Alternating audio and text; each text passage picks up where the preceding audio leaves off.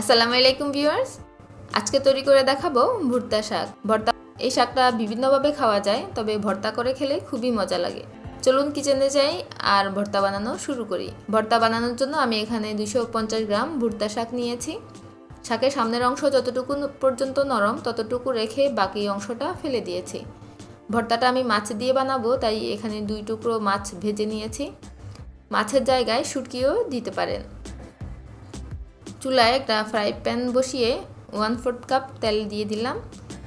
ভর্তা বানানোর জন্য আমি পেঁয়াজ কুচি, রসুন কুচি আর শুকনো কাঁচামরিচ দুইটাই নিয়েছি। তেল গরম হওয়ার পর দিয়ে দিলাম 5-6টা শুকনো মরিচ। প্রথমে মরিচগুলো ভেজে নিব। চুলার আগুনটা মিডিয়ামে রেখে মরিচগুলো 2 মিনিট তেলের মধ্যে নেড়েচেড়ে ভেজে নিলেই হয়ে যাবে। এরপর উঠিয়ে রেখে দিব। এরপর কাঁচামরিচগুলো ভেজে নিব। কাঁচামরিচ ভাজার সময় কাঁচামরিচের পিছনের দিকটা একটু ভেঙে দিলে ভাজার সময় কাঁচামরিচ আর ফেটে গিয়ে ছিটকাবে না। কাঁচামরিচ এক সাইডে রেখে এখন কুচি করা রসুন আর পেঁয়াজগুলো ভেজে নিব। এখানে আমি একটা রসুনের কোয়া আর 3টা মিডিয়াম সাইজের পেঁয়াজ কুচি করে নিয়েছি। কাঁচামরিচগুলো ভাজা হয়ে গিয়েছে, উঠিয়ে রেখে দিচ্ছি। ভর্তার মধ্যে পেঁয়াজ রসুনটা ভেজে দিলে সুন্দর একটা ফ্লেভার আসে। পেঁয়াজ রসুন 2 থেকে 3 মিনিট সময় ধরে নেড়েচেড়ে ভেজে নিয়ে উঠিয়ে ফেলব।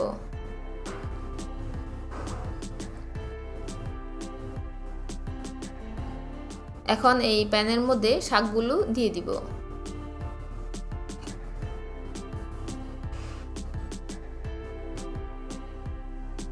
শাকগুলো সিদ্ধ করার জন্য এক্সট্রা কোনো পানি দিতে হবে না। শাক থেকে যে পানিটা বের হবে তাতেই শাকগুলো সিদ্ধ হয়ে যাবে। চুলার আগুন লোতে রেখে আমি শাকগুলো উল্টে পাল্টে 5 থেকে 6 মিনিট সময় ধরে ভেজে নিব। চেক করে যখন দেখব শাকগুলো সিদ্ধ হয়ে গিয়েছে, তখন চুলা থেকে নামিয়ে ঠান্ডা করে নিব।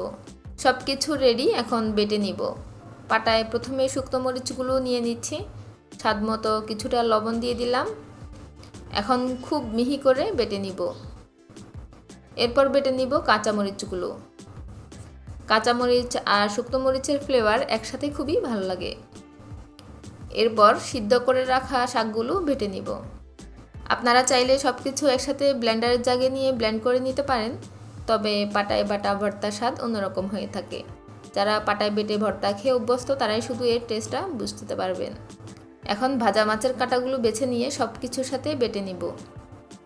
আমি এখানে মাছ দিয়ে করছি, আপনারা এই মাছের জায়গায় যে কোনো ধরনের শুটকি দিতে পারেন, তবে মাছের ভর্তার টেস্ট একরকম থাকে আর শুটকির টেস্ট আরেক রকম থাকে।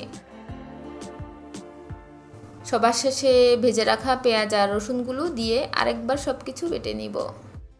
ভর্তায় ঝাল আর লবণের পরিমাণটা আপনারা আপনাদের পছন্দ অনুযায়ী দিয়ে নেবেন। গরম ভাতের সাথে এই ভর্তাটা যে একবার খাবেন, এর স্বাদ কখনো ভুলতে পারবেন না। আমার চ্যানেলে আরও অনেক মুখরোচক ভর্তার রেসিপি আছে, চাইলে আপনারা দেখে নিতে পারেন। ভর্তার প্লেলিস্টের লিঙ্ক আমি ডেসক্রিপশন বক্সে দিয়ে রাখবো। আজ বিদায় নিচ্ছি, দেখা হবে অন্য কোনো ভিডিওতে। আল্লাহ হাফেজ।